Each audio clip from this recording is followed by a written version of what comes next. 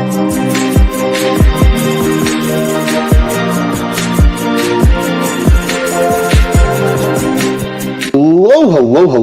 and welcome to another episode of TacoBytes, your daily bite of Degen, episode number 866, coming to you live from somewhere, nowhere, Dallas, Texas. Yes, it has been an amazing day, to say the least. And when I say amazing, if you had dry powder available, there was a lot of opportunity to pick up some of your favorite things that you liked.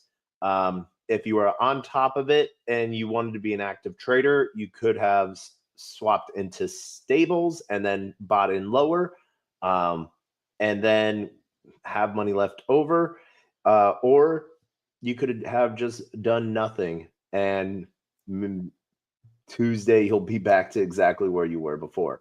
So it is another day in the markets. It is what's happened, but we do want to apologize. We did run a little bit late on starting tonight, and that was simply because we were busy listening to the Doge space that was going on, hosted by Elon, Vivek, and I don't know if she's running. She's already a senator, Idris, I think.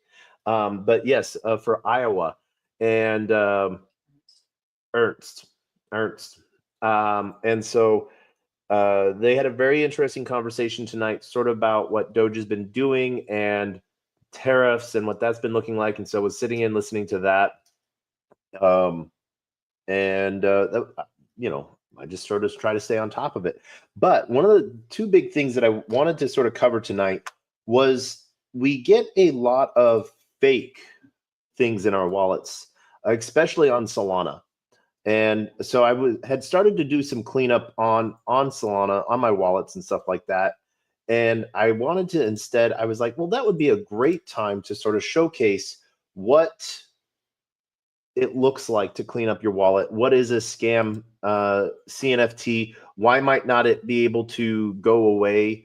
But that is sort of what I wanted to showcase tonight. And the big easiest plug-and-play UI for those on Solana would be Sol Incinerator.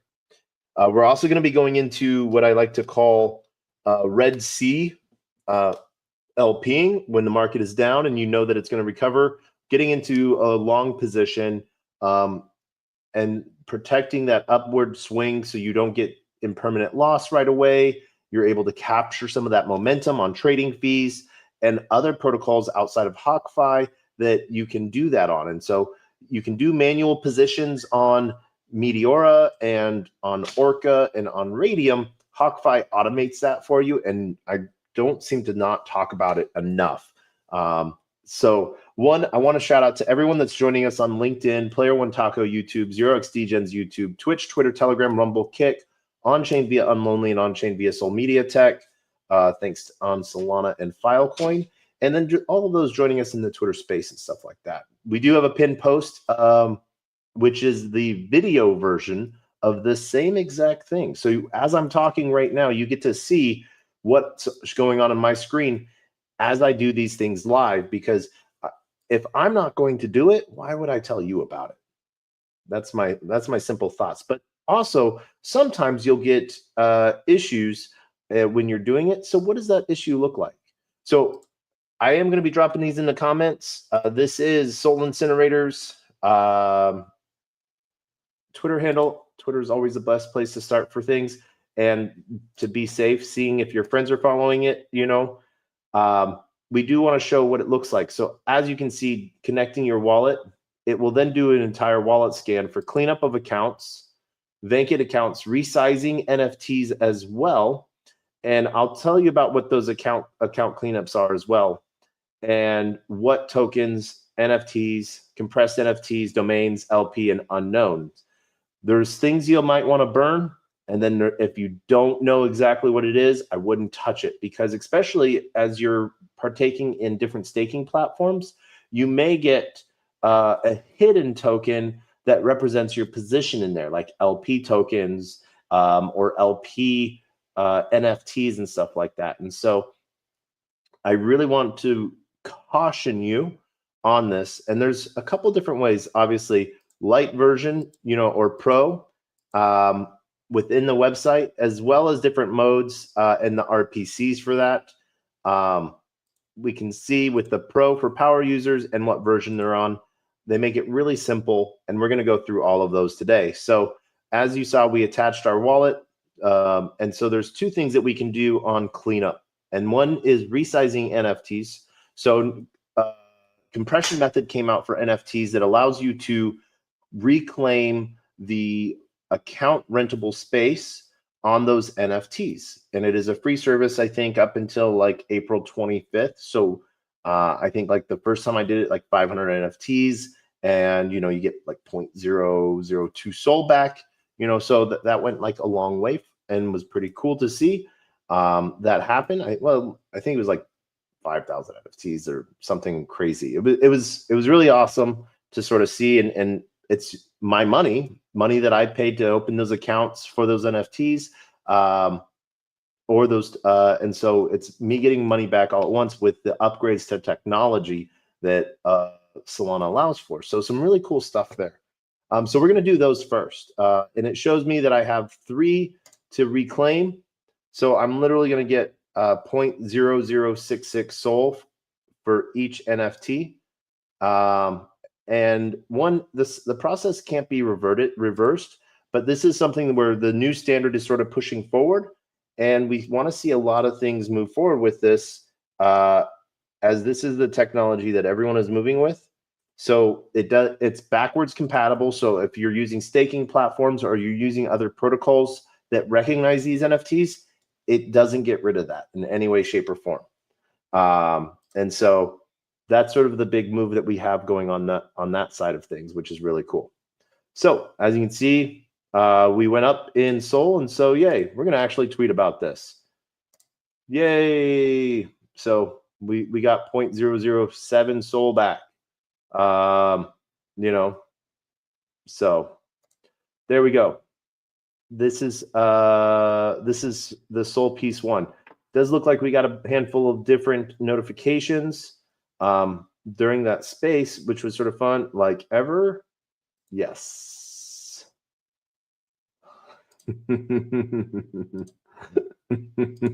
I have to give that some love.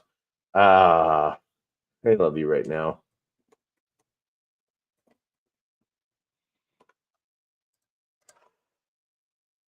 All right. I don't know. Yeah. Who? Holy shit. Okay. So yeah. Shield Seg is asking for stuff. We have the immutable shifty shapeshift intern. Shout out to him. Yeah. So all right. So that was that. So we did that. We're gonna go burn some more. So the other thing that we have are vacant accounts. Oh my gosh, I don't know why I'm having such a hard time saying that word. Oh well, I'm gonna quit trying to say it, and it's just gonna like come back naturally. I'm just off on my word scrabbles tonight. But vacant accounts are when I have a token, and when you get a token for the first time outside of SOL, your wallet opens an account to store that data. And so it's the same piece. It's that 0.002 SOL. Now, whenever you sell all of those positions off, you're wondering, why do I still have zero, that token in my wallet? Why is it still showing? Well, because you still have that file there. Have you ever moved files, like a folder from one file to another folder, and that original folder, everything inside the folder moved, but then like that, just an empty folder stayed there on your desktop and you had to delete that? Think of it like this, like that. And so literally I have all the tokens that I've sold and stuff like that over since the last time I've done this. And I have those vacant positions. Now, if I buy that token back, and if I've closed these and I don't have that folder slot anymore for it, I have to pay that rental fee again. So is it a token that I'm going to want again or not? Now, one of the things that Soul Incinerator doesn't really do is give you which accounts those are, but you can burn as many of them as you want.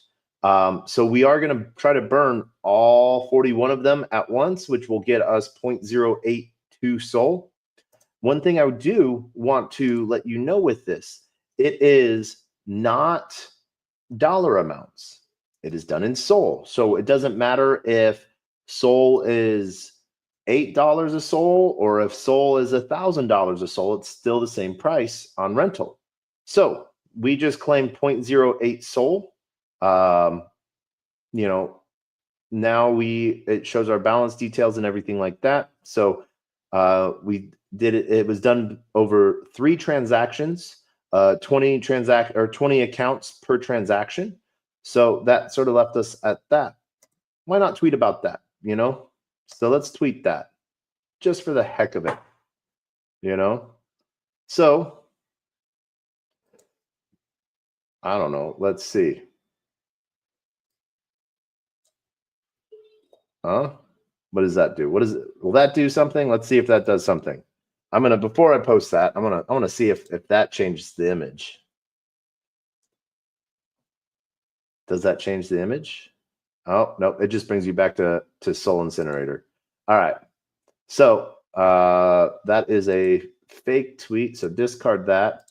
I want to tweet that tweet. Tweet the tweet that we tweet. All right. There we go. So that tweet we just put out.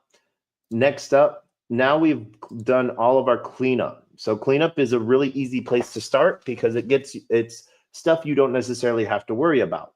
Now, if you're reopening token positions, you'll have to pay that fee again. But you get that fee. That's basically you sort of staking into that account, rental account, basically. Think of it as a rental agreement. But it's not like you have to, it's a refundable rental agreement. So yeah. The other side of things that you have now is you have tokens. So you can hide tokens that are worth more than $10, more than $30, or you can see all your tokens. And so you can go through there to see if there's any tokens that you might have that you don't want. And it gives you the dollar amount and it gives you your token amount. This is also where you'll find you might find some of your liquid staking tokens. This is where you might find some fake tokens. And this is where you might just find some of your liquidity position tokens as well for V2 positions, not V3 or, for the simple fact that V3 is done via NFTs positions. And we'll show you that as well. But this just gives you an idea of like all the random tokens that you might have in your wallet and the approximate value of each token as well. And you'll see tokens like this that are definitely fake. And so it's one of those things to sort of just watch out for. And you can always, one of the things you can always do is sort of click on it to see the contract for it. See 183 holders. You can always get the token address from that as well. And you can always go to Bird Eye. So if you don't know what a token's value is or if it has value and you have its contract address, you can always go to any of your most popular DEX screeners or token screeners. You have DEX Screener, DEX Tools, you have Bird Eye, you have CoinMarketCap, you have CoinGecko. My favorite and personal is Bird Eye. Not only Bird Eye, but V1 Bird Eye. So as you can see here, no data for this token comes up. And so one, we'll make sure that we have the right token address. We pulled the token address 5RX. And so we see that 5RX right there. So as you see, there's only 183 holders on it. We can always click on this to see if it will automatically take us to the contract piece for Bird Eye. And so you can see here that there's no value of it what the token supply is. It's not paired to anything. It's just been airdropped to people, and you can sort of see what that looks like. And so that's one of those things that lets us know that it's a scam. We like to hold those in our wallet, but we like to get rid of them. So for tonight, I'm going to show you what that looks like. Now, this is, be very careful. Once you burn this, you cannot undo it.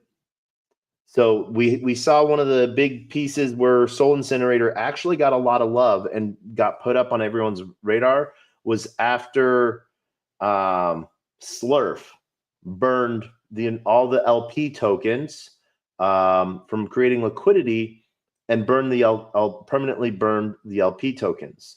So as we see here, we have different tokens in our wallet that we can burn, and we can reclaim that token rental account for that. And so as we see, we have so many different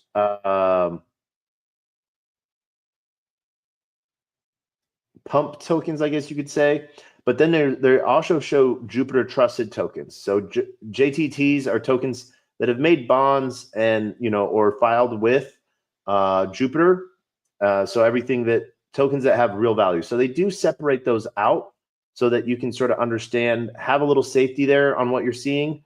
Now, a Jupiter trusted token does not guarantee everything, but it's like, for instance, FlipGG has a token there. This says it has $363 worth of value. If you look at the liquidity and pairing for it, it does not have that, and you're not able to really trade for that. So it's a rather interesting piece there. But we do get to see different tokens that have made it or not made it over the years. Like as we see, Slurf in and of itself, Tensor tokens, Test Griffin, Thalana, Test Me as well. And you'll see other things like Zexy, Zeus, and Wi-Fi, When as well. And interesting ones like Vin and Vorta that have some really interesting pieces on them. But this is where you can sort of see where things are. Now, if it fails to load metadata, that doesn't mean it's a scam. It just means it's searching everything, and it might not just be something it can display right then, or it skipped loading it. And so we'll see things like that. Doesn't make them any more or less a scam. It is only on tokens that we see that do stuff like this, that are trying to represent other tokens. And so we'll see that happen a lot. So we're actually going to burn those now.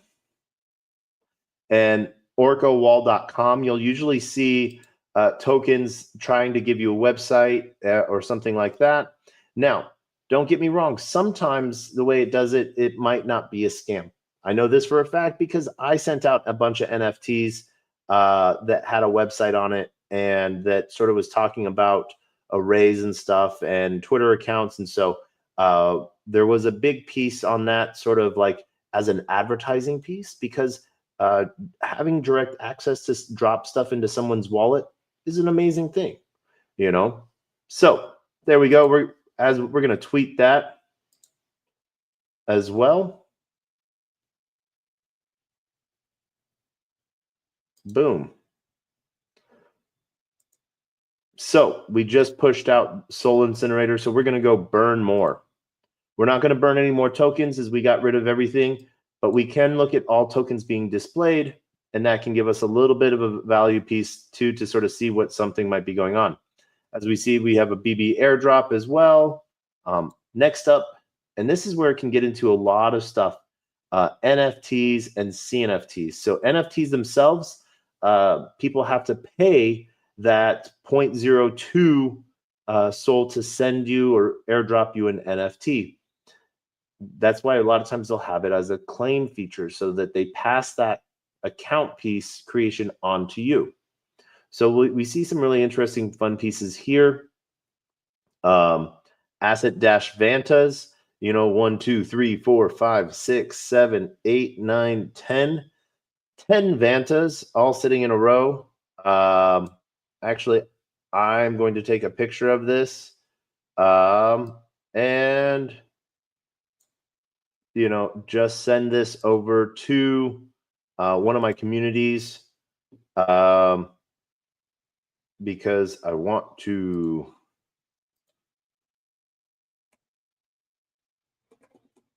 These look so pretty. All right. So there we go. But now this sort of shows us the next things, blob sweepstakes and stuff like that. So we'll see some of the fake NFTs naming stuff as sweepstakes. And so this is where the metadata sort of comes in and classifies them. We like to be careful on some of these things. And this is where I sort of push a lot of know what you're doing and knowing exactly what it is you're burning, so that you can be really careful on that. So we don't want to regular NFTs that we might have created and stuff like that. We're not going to burn, but at the same time, we're going to leave those alone. And I'll show you what some of those look like.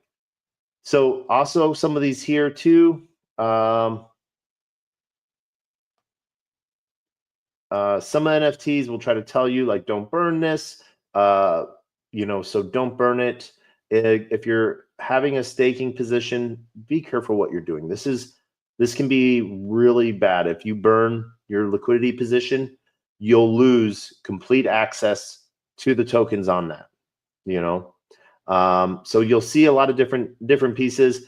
The degenerate trash can, you know, I think that, I'll be honest, I think that that's a fake token or fake NFT. I've had that for a really long time, but I just like it, you know, and so it got airdropped to me, and so I know nothing about it, and I remember sort of when it came, but because I liked the art and because, you know, I was like, I'm gonna keep that. I do know that it's dangerous. Dog with hat, you know, we've seen a lot of those. Now remember, in the NFT world, we might not see too many scam NFTs these days because they all sort of go over to CNFTs, compressed NFTs, and that's where they're only paying like 0.0001 SOL to send per account that they send that to. So it could technically cost right around 1 SOL per 1,000 addresses. So we'll see how some of that looks. We have our goobs. I haven't seen goobs along the timeline for a second. That's actually interesting. Let me go see that.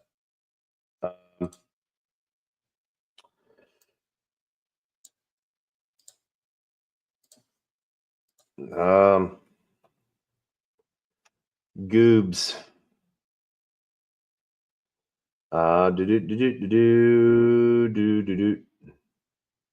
Is this goobs? No, that's I don't know what that is. That looks I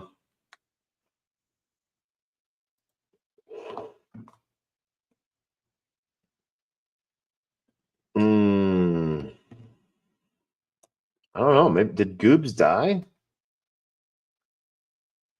No, there they are. Are you holding a goober and still active? Yeah, we are.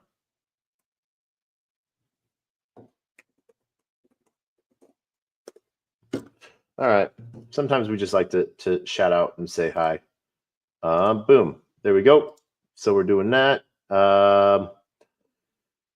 Let's see. Helium cats. Oh man, helium cats. Whew. Some of our different bees that are frozen. Honeyland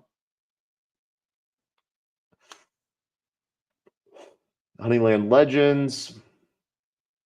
Happy Turkey Day NFTs. Just Worms. And you see, I have over 5,000 NFTs, so it does take a while for like the images to load on that. So we're giving it a little bit of time on that as well.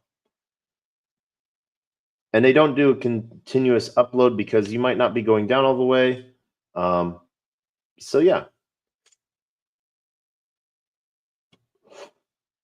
Let's see. Liberty Square. Oof, there are squirrels, you know. Meta Tattoo Club, Mob, Mutant Utes, Nikos, Noah Arts, Owls. Man, this makes you see. So this one is most likely a scam there. That's an old piece. There's our PlayStation Genesis 1, Play Solana Genesis 1. Do you guys have one of those? So this is where you can get dicey. So I'll show you here. Our radium concentrated liquidity positions are here as well. And so if we're doing token pairs, radium fee key. So these are things you don't want to necessarily burn. We have an NFT of the color red. Don't ask me why we have the NFT of the color red. Reshape traits. So we could do one of our Degen apes with the Degen NFT background from Las Vegas. Knockout, Terraform seeds, super based. We have 3 of those guys. A bunch of tacos that we have as well. Tads. Reclaimed. I don't know what that is. Go towards. There's our Trip and Ape Tribe. These are the first SPL 20s that were minted on Solana. Uranus from Chart Foo. That's where we got our taco with an O. There's our WIF hoodie. We actually won our WIF hoodie, I think. We won it. I think we won it via Asset Dash, which is pretty freaking cool. One of our really old NFTs that we still have that we remember when all of our wobble bugs got stolen from us when our wallet got drained. We were really sad about that. Wolf Capital. There is our fun piece of Wolf Capital. Yeah, man. No, we're going over to Wolf Capital real quick.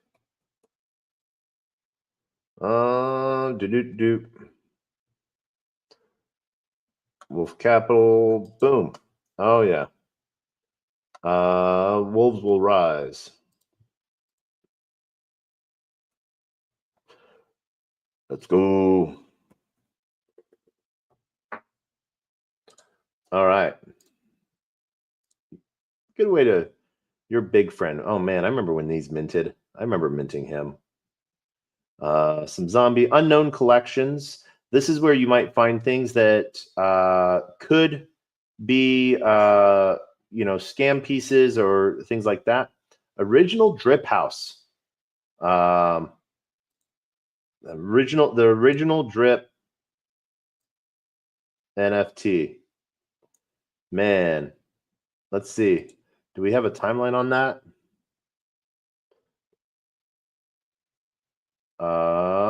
To do transactions, not 2 years ago. Yeah. Mint 2. All right. And then we resized it. So that was 3 months ago when we resized it. Yeah. There we go. Metadata for that piece. So yeah, that was a long time ago, it seems like. Let's grab that.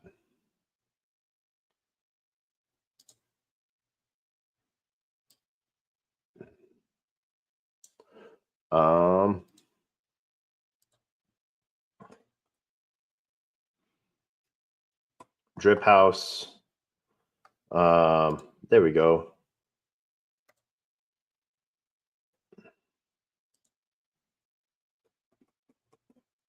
Are you this old?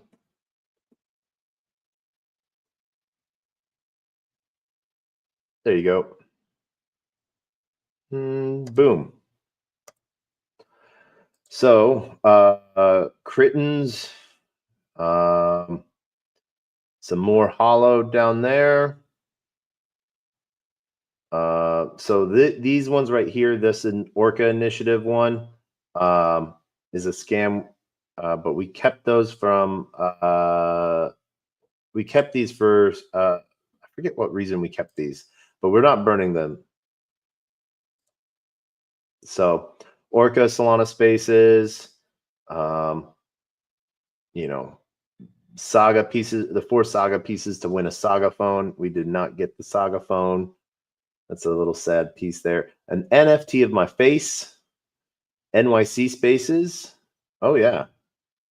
So Solana Pays, Solana Spaces Monkeys, Solmas, Sagas, Steppen, Orca Miami, Portals, the Saga phone when it first was being talked about, Taco Cat, the Aces, Centurion Spear, some stuff from the original, yeah, Wobblebug, New York, Zybeck, and Solana, you know.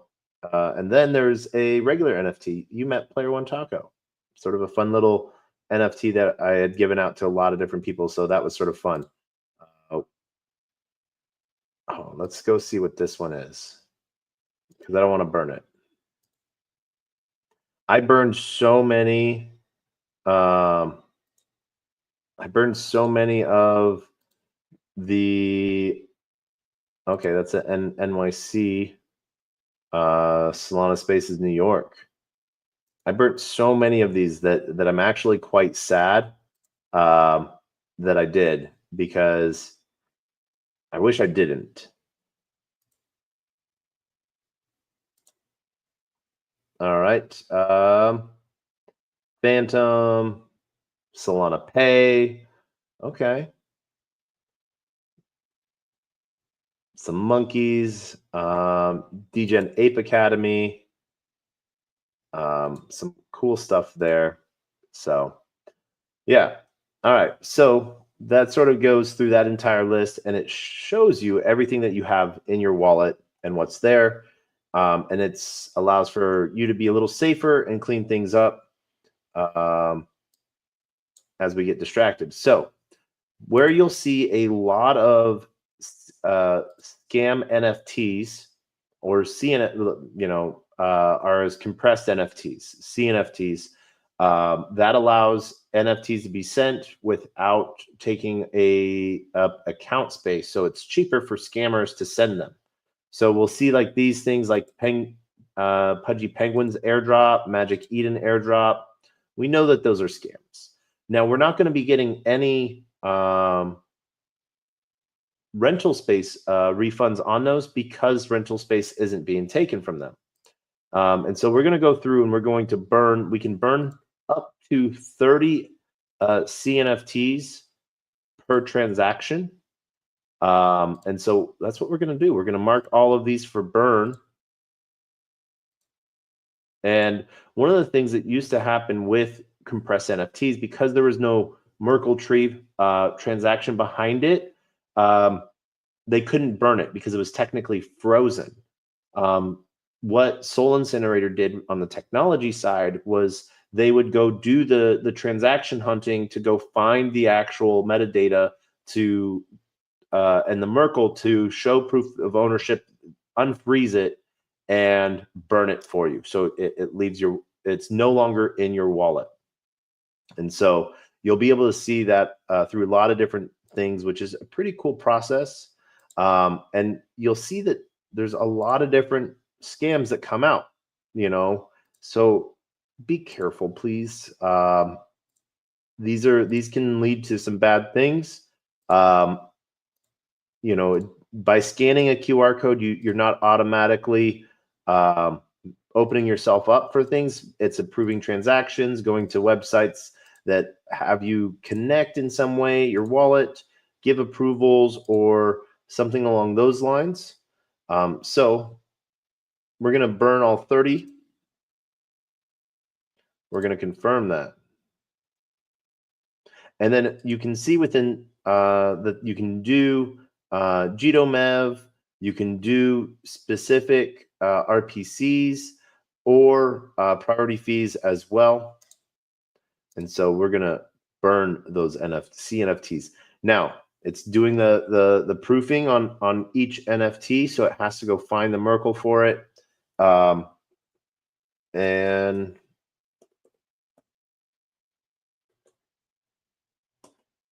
it works to sort of bring that through. So you see here, these are the 30 NFTs costing us 0.00045 Sol.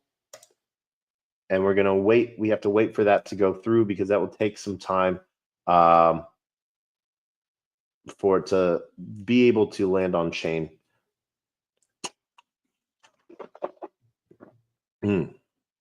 So, yeah. Now, while that's happening, let's go talk about some. It seems like it is a day of red for a lot of different things.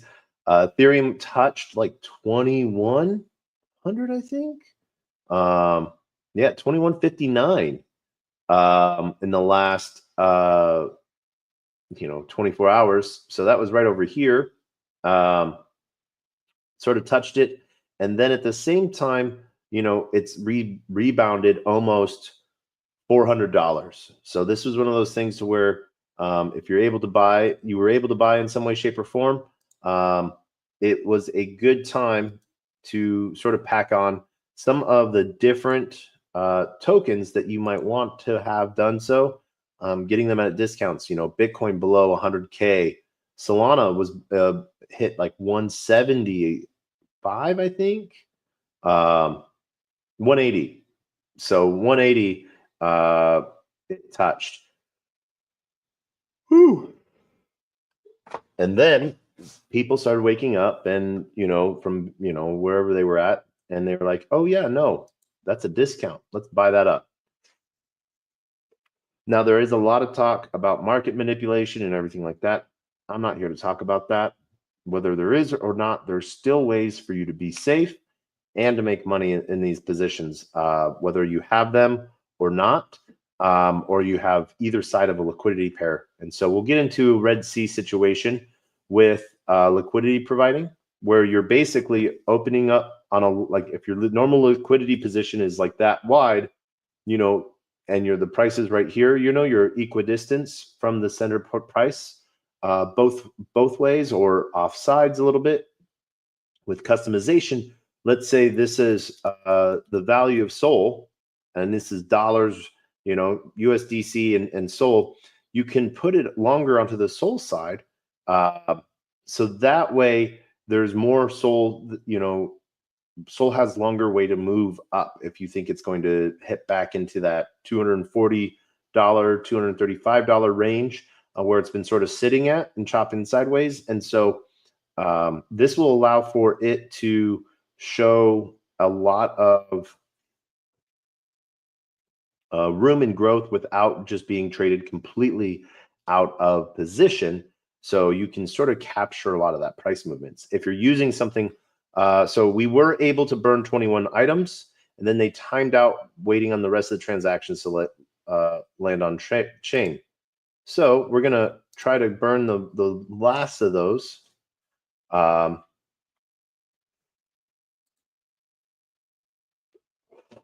As well.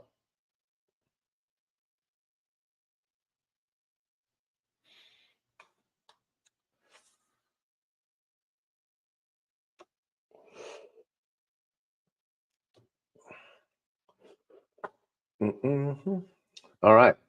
So all of them were able to be burned. Now, once again, this is something that happens a lot. So you might have, this is your first time, you might have a lot of them in there. We're going to refresh the page. And we're going to go back over to CNFTs.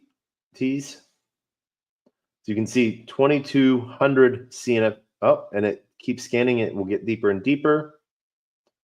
So 4,000 items. This is just like when you're doing like disk cleanup on your computer, and it slowly loads how many files it's loaded and then how many files there are to scan. As it gets closer, it's moving ahead a little bit more farther. And that's sort of what we're doing there. So it says 5,825 items. Now, for me, most of those items, up to 6,738. 99% of those CNFTs are Drip House NFTs. One of the really cool features that I cannot wait for them to implement is designating another wallet for items to go to.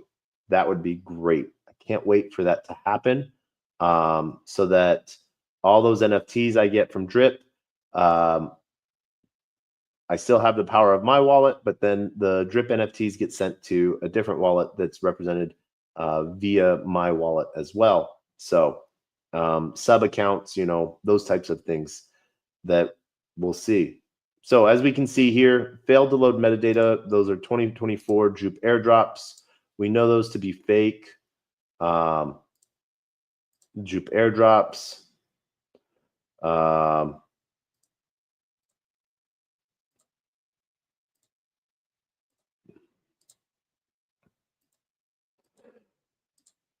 And fake websites, like I said, don't go to any of the websites that they claim. We didn't get awarded 25 million WEN tokens or vouchers. You'll see this around new token launches as well, and everything like that. So just remember that you will find, if you're looking for loot boxes, you'll go to the projects that you went to for those. You'll never be directed to another site that has nothing to do with the project. So go through the project's website. They might list it. They might not be listing it on their on their Twitter. They might be posting it on their Medium, and that's because they're trying to get more eyes on their Medium page or something like that. Or they're just trying to be a little bit safer and designate that link off Twitter so it can't get farmed like crazy and botted in like DDoS. People have to go through a little bit of work to see it. So as you can see, we were able to burn all 30 of those, and we're going to burn some more. Now, are we going to go through and burn everything tonight? No, we're not. We're not going to be able to, but we're going to try to burn as much as possible. With over 6,000 NFTs,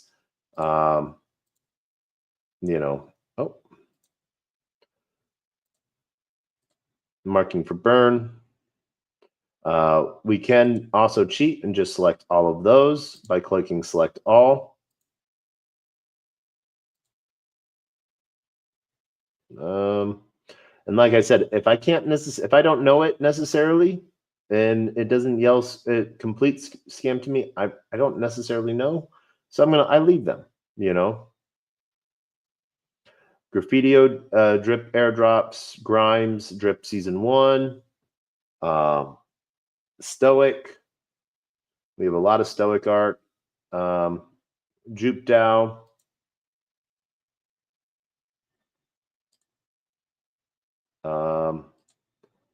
Bomi airdrops, Bohm.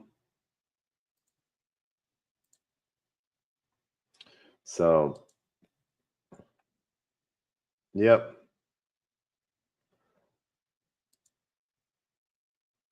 We're going to... All right, so...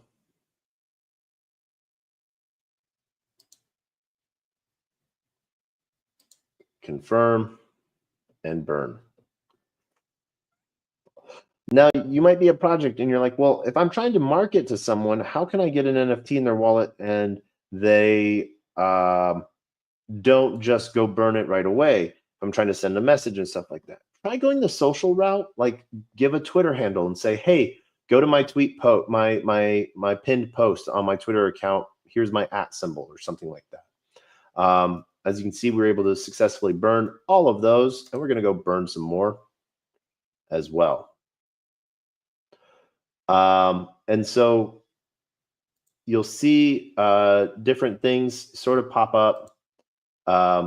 So there are ways to do it safely, but the number one way after that is like taking that collection to like Magic Eden and getting that collection verified. It's a couple extra more steps, but it gives you a verified NFT that people can, sell or not sell, if they so wanted to. And that is a really cool piece that they have. So we're going to mark all of those for burn. All right. That puts us at, we got 7 more. So 5, 6, 7. All right. Who are we at? 2 distort. So we're going to burn all of these as well. As you've seen, this is maybe our 4th or 5th CNFT round of burning. So all of those are there, and our network fee is raised a little bit higher because Solana's moving a little bit more right now. A lot of people are doing stuff, but 3 zeros, 1, 5. So paying the gas transaction for the computational work to be done. So there we go. Burned all of those.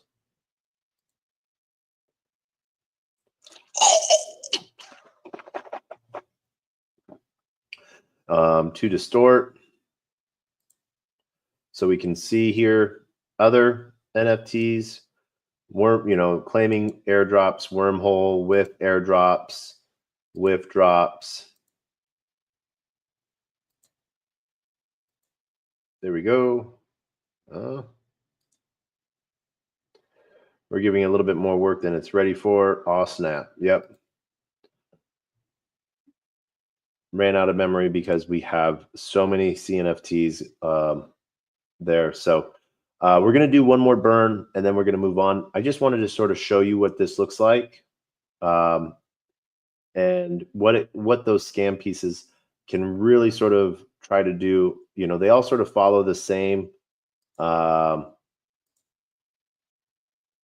information in a way.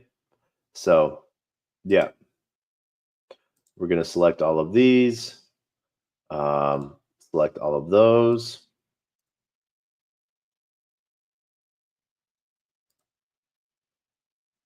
Burn, burn, burn, burn, burn.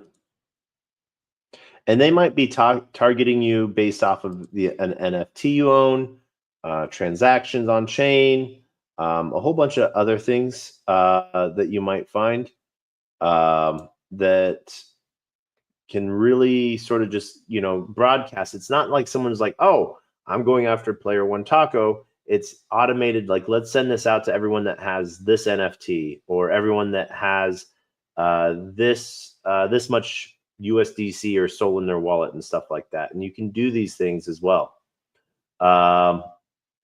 You can search for these numbers and wallet addresses. And so it's really easy for them to sort of do this thing. All right. We're seeing a lot of our drip participation stuff. All original bangers collection. We got the one of everys. So sort of been having a fun time collecting those. And what's funny is we did have an issue with drip for a while where artists were spamming out NFTs like crazy. So now it's moved to like a permissionless network piece. And so who knows, we might launch an CNFT up there as well. Maybe a whole bunch of us like just saying different knock jokes for some reason, some way, shape, or form. Even chessboards and App Saga, comic pieces, arcane, drip pieces. So there we go.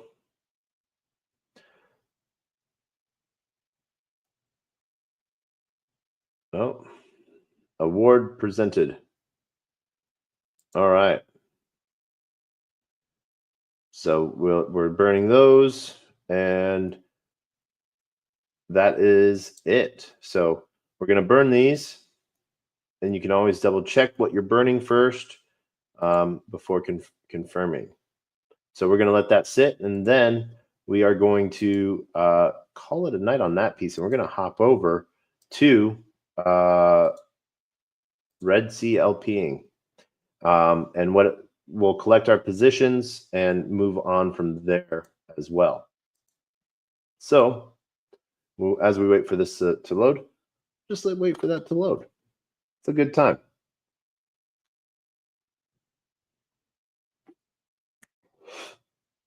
And we're done waiting.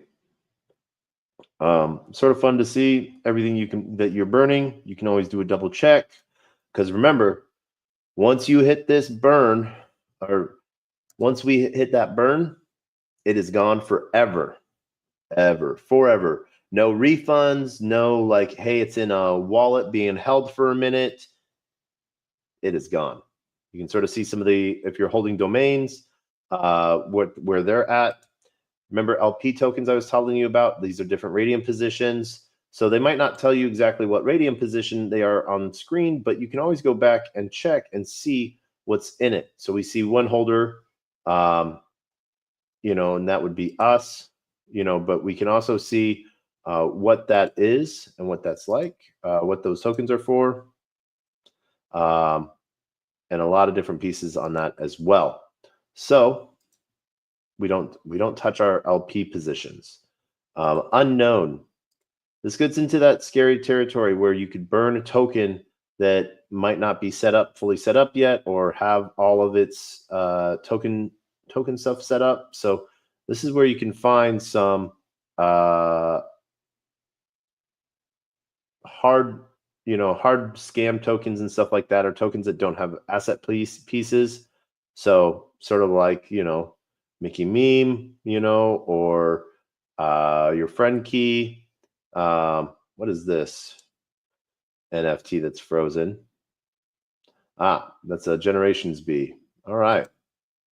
So failing to load metadata doesn't mean that it's a scam. It just means that you have a lot of data that they need to queue for and bring up, and they might not be able to do right away.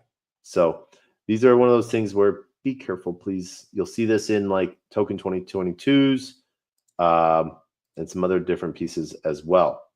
So there's that. You can also close accounts via the tool on FoxySwap, as well as in Soulflare, and on in the Bonk Coin app as well. So if you're going through like Bonk, you can use their burn features, and you'll earn a little bit of Bonk for each burn as well. Not much for on the CNFT sides, just because those are free. They're not taking up any space. You didn't pay for them. Most likely, no one had to pay for them, just a transaction fee to send it from one wallet to the next. So as we hop into our DeFi side of things, just a quick minute. I want to thank everyone for joining us for TacoBytes, your daily bite of Degen, episode number 866. If you can, hit that like, retweet, share button, subscribe, all of the above in some way, shape, or form. Deeply appreciate it, so that I know that I am hitting the nail on the head on what you might like or not like and stuff like that. So as we can see, we have so many positions open. It takes a moment for everything to load up. So not only do we have $233 in unclaimed fees from all of our positions, but we have an extra $67 in our wallet set up from when we're doing auto ranging and it's taking the position and moving it. There might be a little bit of fees left over from that. So as you can see, we have Lux, Mobi, Meow, USDC, and WIF.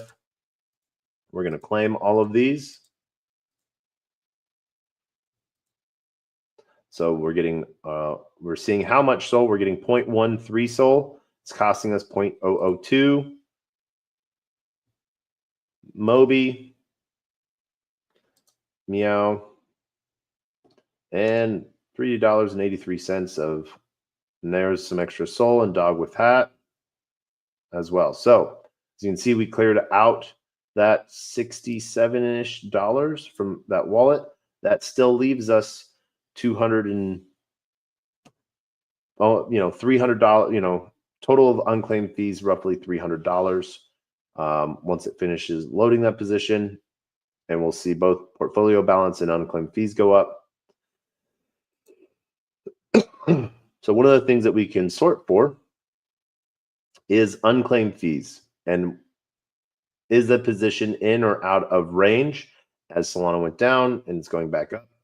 We can sort of look at these positions, GFM, and we can claim those tokens. Both the Solana and the GFM will come back to us. So boom, there we go. So we have that transaction happening, and as that transaction is happening, we'll just go through that list of unclaimed fees. So GFM Sora Store is our next one.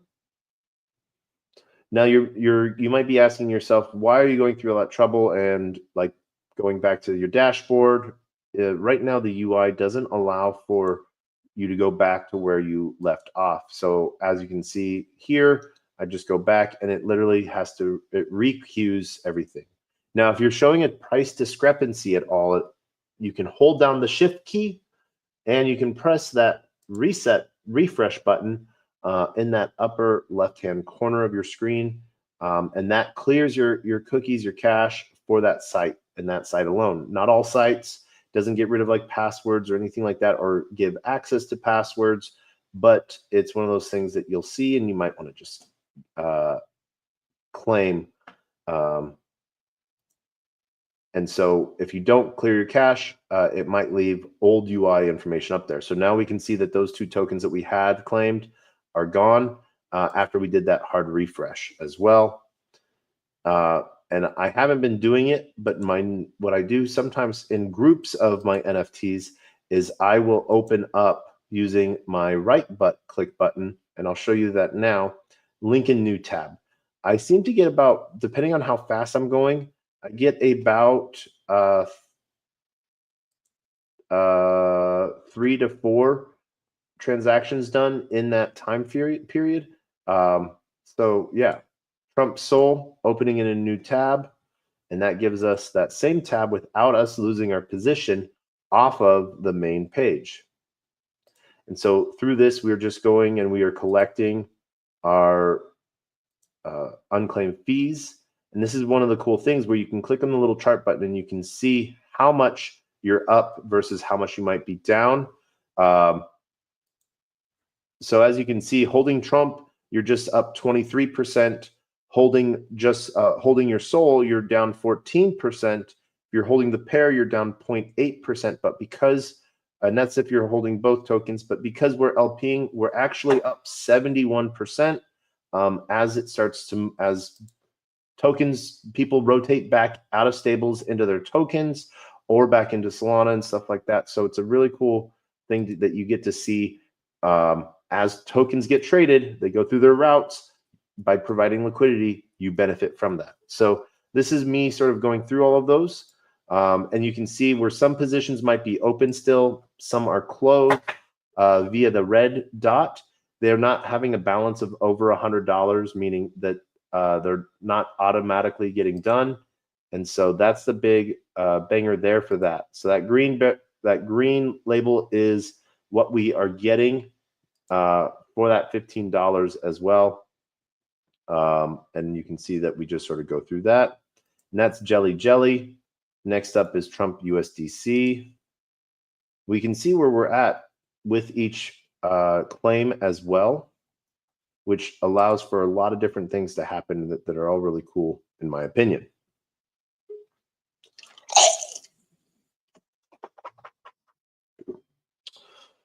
We're going to do a couple more positions because what I really want to show you is what how to set up a long position, both on HawkFi, but also on DeFi Tuna, because you can it sort of gives you the terminology to really understand, are you bullish something or bearish something? And it doesn't turn into a double negative sentence or question that you might lose in either or.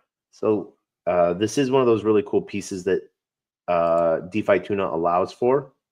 So we'll show that in just a second. We're going to claim our Sora, and then we're going to claim our Yapster as well. Now, because there's positions that are out of position, I'm not going to actually touch them right now because we are in a, I feel that things are going to come back. So we'll see how that goes. If that thesis holds true or not. So Yapster, this is the final one we'll open up directly. So as you've seen, right click, open link in new site, sort of takes you to the safe side of things. Boom. So there is our last claim that we're going to do right now on HawkFi. That's our Yapster Soul.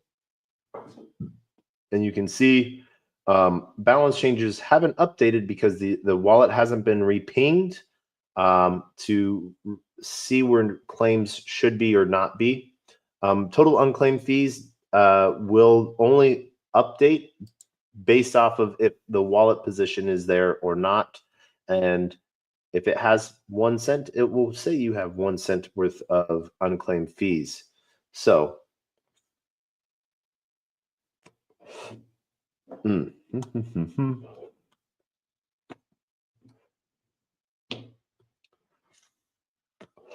unclaimed fees, we'll go back into this. Now we have Yapster.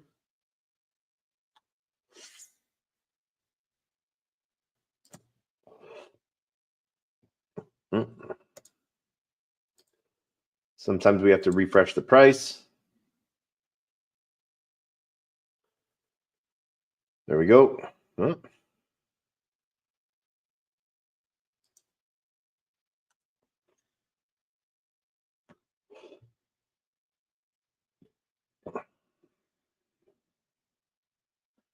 We can see where some of the high trading volume is. We'll see that obviously with like UFD high trading volume. But we also see how much it moved our position around. So we can see because we've been holding liquidity, we're up 219%. If we were holding just UFD from when we opened this position, we'd be up 321%. If we were holding just SOL, we'd be down 8.995%. So this is based off of when the LP was created. And you can sort of see here, let's see. So 6 days ago, how we made that position. Actually, page is 1 of 9. So this has been going for a minute. It's not letting us travel through. So actually, we're going to take note of that. There we go.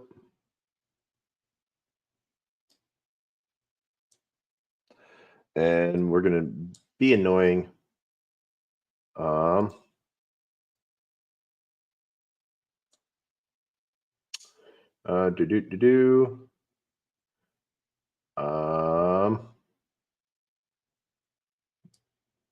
Buttons.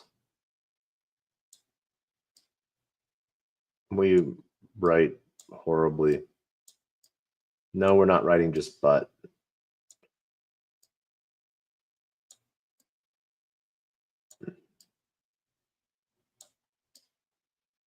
There we go. And then we're going to go to HawkFi's Twitter. And we're going to send them a DM saying that those buttons don't work. Because that is a nice thing that they might not know, as people might not be looking at it.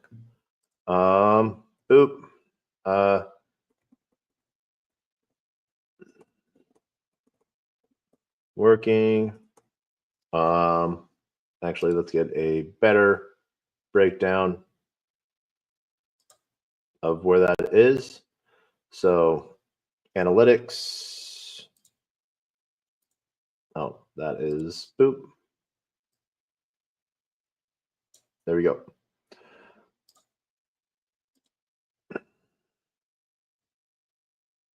Boop. There we go. From this tab. All right, there we go. Connections, work. All right. And then let's see, message requests, fake XRP cafe account. Do I want support? Nope. Leave. Hey, nope. I don't care about followers. I don't care about your meme coin project. Hi. Not followed by anyone that, yep. All right. Hey, gang. Ninja. Oh my gosh.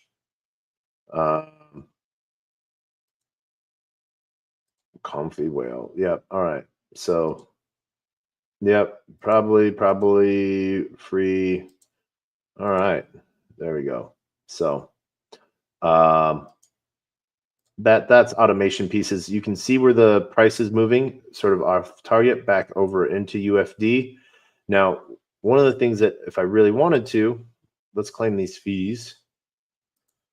We can make another position, and I'll show how to do that, where it allows for more. So we're going to go bid ask. But what we can do here is we can bring in our SOL position, so less bins on the SOL side. So if we think UFD is going to be really sort of pushing a narrative where people are going to be buying it, we can set up our bin structure to sort of support that. So we're putting more SOL right here in this area, but we actually like it out in that area because we don't want a lot of SOL right up front. But we can, and I'm going to do that just so you guys can sort of see what that looks like. And then we're going to leave it wide out for UFD. And so UFD will fill up this position of the pool. So more of it on the outside so we can see what that looks like. And so we're going to leave that slightly, and we're going to do all. We're just going to leave 1 in our wallet. So we'll turn that into an 8. And that's about $17. So we're going to leave that. And since we're making a new position, we get the account rental fees, which are refundable. And as you can see, auto compound setup, take profit, and auto rebalance. So we can turn off our auto compound. Actually, we don't have more than $100 in that position, so we're going to turn that off. And auto rebalance, we can see here that it happens only if it were over $100, and we're not really looking at that, but we're going to put that into play just in case. All of our UFD gets bought up. So we are going on in one side. We're going in heavy on that side. And you can sort of see what these two pools, a more balanced bid range, 2,000 UFD and 1.02 SOL versus 198 UFD. So we're basically just pushing our UFD to as close to the price point as possible, saying, buy this first, And so we could dump it all in like one bin right outside of price range. That would cause impermanent loss, but it also allows everyone to buy our token before it moves on to the next bin. And so if you're trying to get out of a position, now you got to remember, for it to go up in price, it has to buy all of the UFD that's in this bin, not just in my bin, but all the collective bins as well. So the big difference is that you'll see different people create different positions, like a spot, curve, or bid ask, and what that looks like. So this is a bid ask.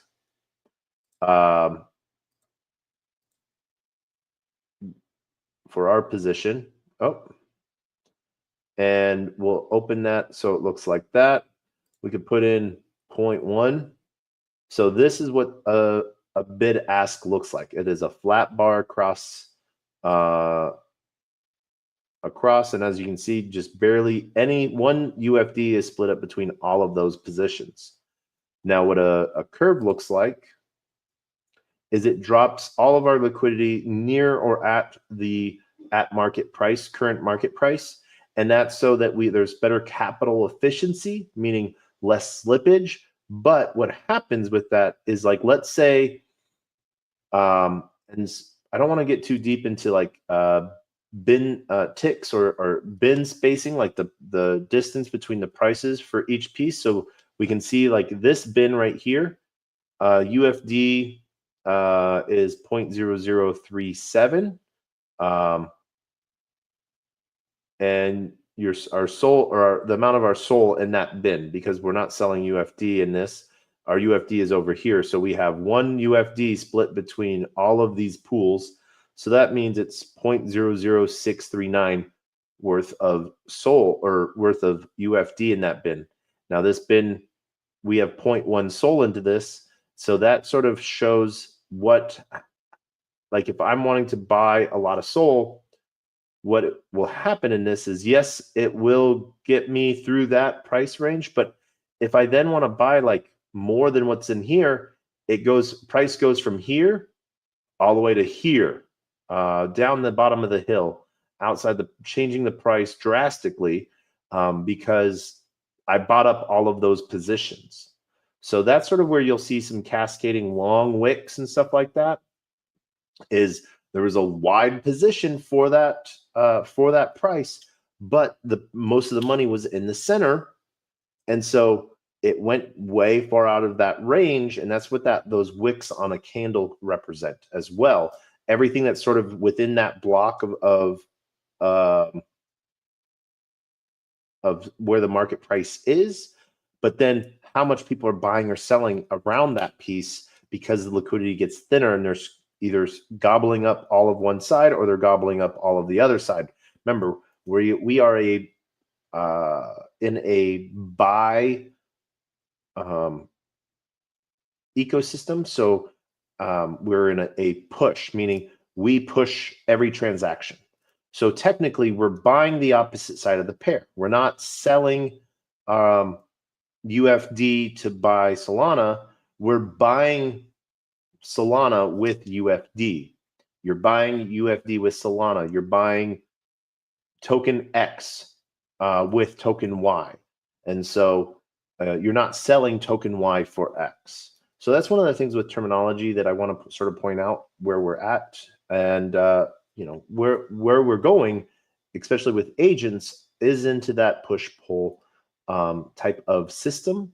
But the biggest piece of that is really comes down to like approvals as well. So if you might give a token approval, that allows someone to take whatever they want, because that's sort of what they have on that. And so as you can see, that position hasn't really been touched at all. So we're going to just close this position. Actually, we're going to leave that position open just so we can come back to it at a later date as an example. Science experiment. Science! So that's the fun side of things. All right. So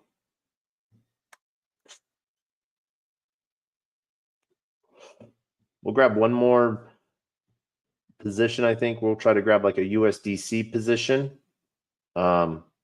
because I want to show you on DeFi Tuna what that looks like. I think we have a USDC.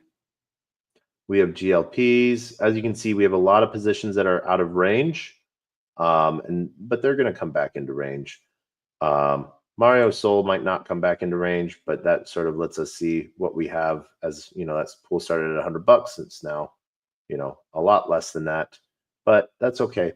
That's what happens sometimes with some of these. And so we can look at the analytics of that. If we had just held Sol, we'd be down 23%. If we held Mario, we'd be down 97%.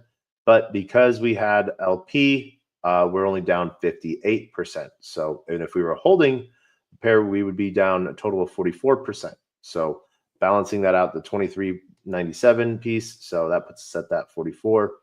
But because we bound them, we're gonna, that risk is spread a little bit. So that's why we're at minus 58% rather than just minus 97% or just minus 23%. So if you're holding dual exotics, let me see. I think I might still have one. So where you're outside of like Sol or USDC. So I think I might have like 2 AI tokens or something like that.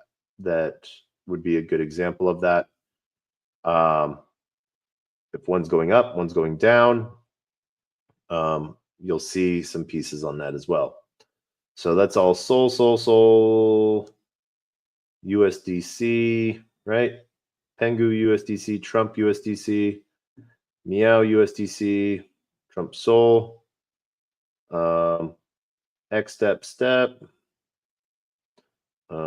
Sol, B Sol Jupe. That might be a good one to go look at, and I'll show you why in just a second. So, Sol,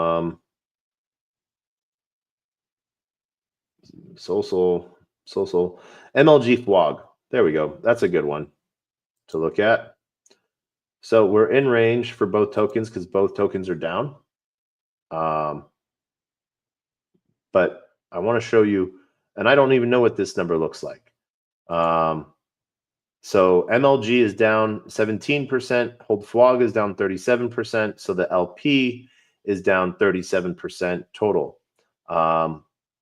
If we were holding them separately, but the same amounts, we'd be down a total of 35%. The position sort of is more, we can see here, price range piece, you know, up, down, our automations, original deposit. So 3 days ago. So price is right about here. Assets, we have 1 MLG and 699 FWOG in there. So one of the things we can do with this, we can claim all of our MLG and FWOG, and we can deposit that back in so that there is more towards what we need in our price piece here. So we're going to deposit that.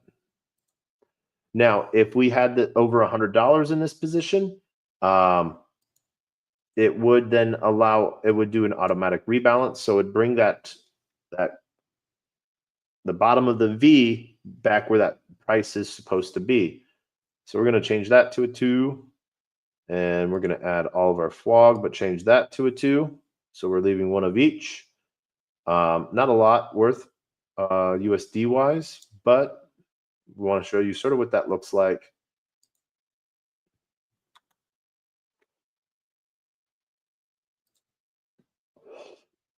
So now it has 4 MLGs spread out between all of these bins. So what we can do here, if we really wanted to, we could close this position completely, and we'll get back 4.2 MLG, 752.9 FWOG. We'll get our 0.05 creation fee refund back as well. We're going to close this position. And what we're going to do is we're going to reposition, because these are both exotics that are relying not necessarily on each other, but like because they're paired to Sol. So we're going to redo this position. We'll refresh it so that our liquidity for it is at price point being right there. So we can put all of our MLG there. We don't have a lot, so we're leaving 4 there, and all of our FWOG. So you can see how unbalanced that looks now. So if we were to do half, it keeps the same pattern, but this is our MLG in comparison to FWOG. We're putting in 0 FWOG in this, but we have 4.2. So that's what that comparison piece is there visually, so you can sort of see what it looks like, how off balance it might be, or anything along those lines. So we're going to create that position. We're going to turn off auto compounding, and we're going to turn off auto rebalancing as well. Or we'll turn auto rebalancing on so that we see how that goes. Sometimes if it gets stuck on loading, it's a UI issue. you hit the refresh button down below, and it does your last command that you sort of did to it. It repings it. So we're going to set our slippage at 0.5%, and we're going to have liquidity share on rebalance going back to a bid ask, and we will save that out. So it shows right here what our configurations are. And you can see now our price point is more where the actual price, like where our liquidity is to start selling our FWOG. It really, the price had to move a lot, you know? So that's sort of what this does. And this is what this allows for us, which is a cool little piece. So a little bit on each side. You can sort of see what that pricing looks like as well. So there we go. All right, that is it. If you're wanting to, use this, there's directly from HawkFi site, HawkFi AG.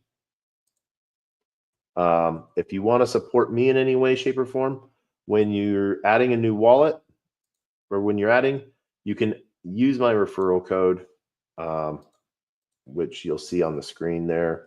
For those visually needing to know what it is, let's see. Nope.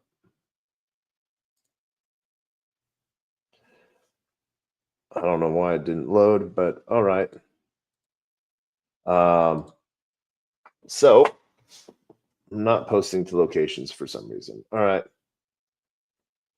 I'll try that again.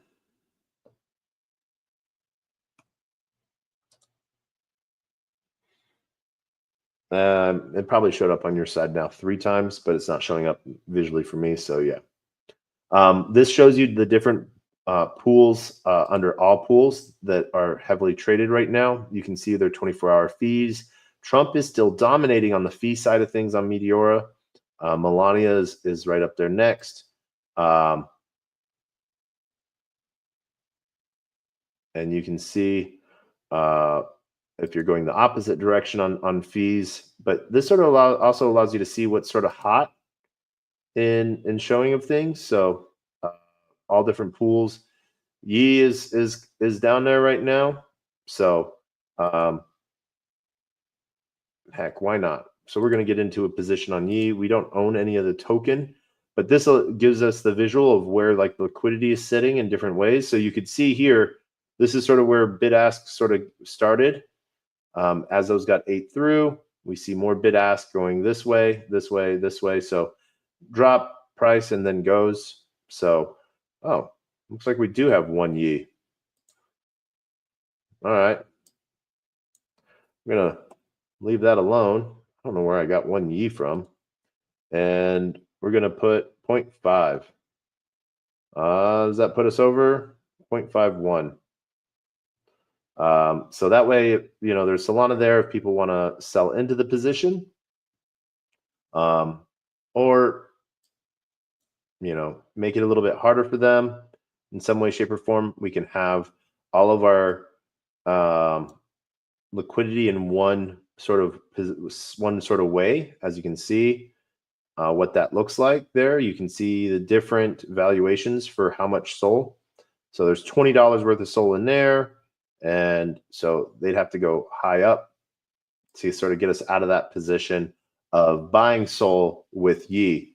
So we are actually leaving it open for a wide range movement.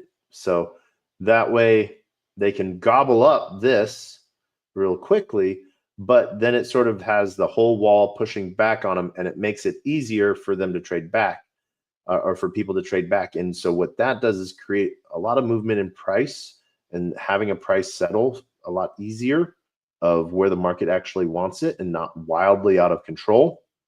And the other side of it that's really cool is by it swinging more back and forth in that price range, around that middle price piece, we're earning more fees and more pieces on that.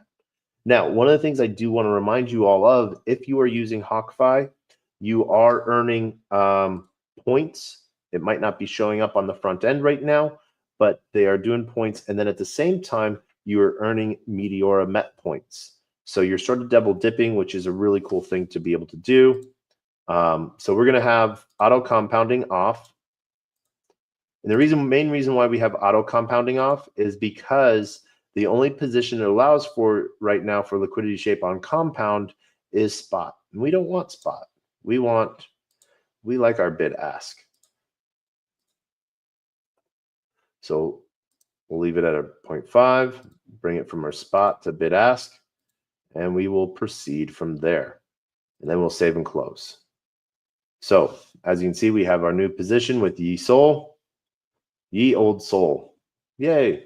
So from there, then it falls into our 52nd open position. No, maybe 54th, maybe 53 open positions, I think. So that's one of the really cool pieces on that. And then we're going to disconnect that. We're going to head over to DeFi Tuna. DeFi Tuna. Boom. Boom shakalaka. All right, let's post that out so you guys can find that link. Maybe that goes.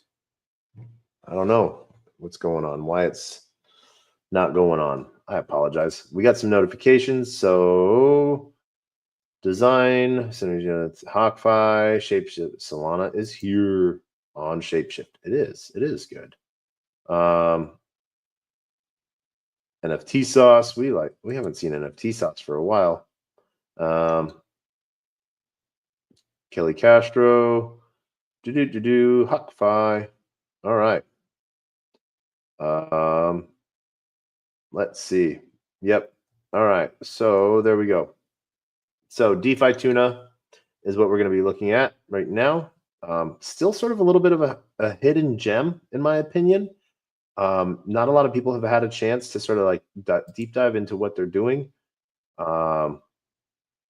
You know, they share off really easy their Discord, their X, and their website via their link tree. But then, and just so you guys know, that I'm going, like, I have this saved as a tab, you know, that I can just go to directly. And so one of the cool things that it has here is we're doing leveraged LP positions. And so part of that is to being able to do a leveraged LP position. And that's so you can earn bigger fees and stuff like that. So they're going to actually need those tokens to be able to lend. So like we've deposited both Sol, Jupe, USDT, USDC, Bonk, Trump, Pengu, and JLP. So we see how that's allowed us to earn different amounts at their different APYs. So we've earned $18 in Sol, 28 cents in Jupe, USDT. We can see Bonk, Trump, Pengu used to be at a really high APY. Obviously, the more people that get into that pool, it drops down. Some of the lending pools that they now have, they've expanded ETH, CBDC, CBBTC, you know, to sort of allow you to give them do more trading pairs as well. So that allows them to actually deposit the amount of money onto liquidity pools so that liquidity gains traction. So when they show off their different pools, their different fees in the last 24 hours and their protocol fees and stuff like that. So we see Sol USDC being one of their bigger pools. So we can go over to trade and we have 28 USDC and we have 11 Sol. So we could go with a delta neutral position. If we're leaning long or short, or long, short, or stays delta on the Sol token. So we can go, if we go the full amount and just leave ourselves $1, you can see what our draft position looks like. If we're adding 0.5 Sol to that, you can sort of see where that gap piece is on our two position pieces. Now, because we're heavy or on the Sol side, we're sort of into a full long Sol position. We can also leverage that position. So right now, We see what the max right now is, and that's sort of keeping us in a range. But we think that Sol's going to go up. So we're going to, and we don't want to do a lot of management on it. So we're going to sort of get out of it. And so this is just till tomorrow morning. I think that we'll be good until tomorrow morning. If we really want to protect our downside, we can expand it to 193. And this sort of gives you a whole little chart of where liquidity is sort of resting for it. Now we want to leverage. We can leverage our position. And so our liquidation routes is 181 and 234 on that. Now, if we feel that we're going a little bit longer on the Sol side, we can go a little bit heavier. And that's going to give us a little bit more wiggle room for it to go lower. But you can see here on the amount you're representing based on the total amount of assets you're borrowing using leverage. So we want to borrow maybe a little bit more Sol and go a little bit more heavy on it. Or we can go a little bit heavier on the USDC side of things. And that puts us at a Sol semi-long as well. So really sort of giving leverage pieces. So borrowed USDC, borrowed Sol, and what that sort of looks like on a 50-50 position, you know. So we want to have a little bit more USDC in the pool for people to, or actually we want more Sol in the pool so that people have, there's more Sol for people to buy, not USDC. So it's shorting a position of Sol versus going up. So as you can see, our deposit ratio is 78% Sol, 21% USDC. Leveraged at a 5x leverage is 27 to 132. So gives us a good little piece here. So we can then create that position. After checking the chart, sort of matches everything we want. Our liquidation, we can see where that tick is. So we want it a little bit better than our liquidation piece. And so then we can create our position as well. So we think that we're going to be good. Our liquidation prices and all your borrowed funds returned to lenders. So that's sort of where we will see there. And we want some trading to happen within this range. So we see this trading happening in this range.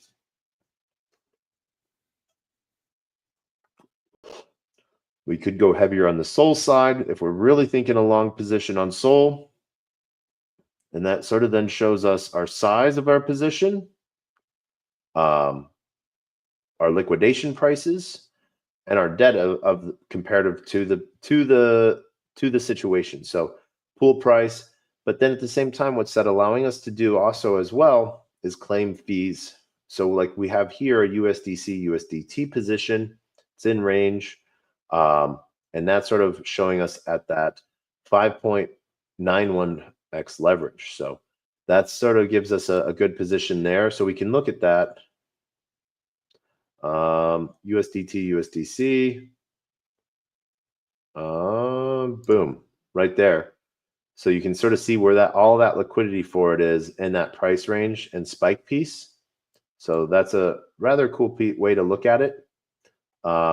If you wanted to go heavy on the USDT or USDC side, you can't add to a position, but you can limit range yourself. So you can see 95 cents to 104. We've had this position open long enough that we actually were almost liquidated when USDT sort of depegged a little bit.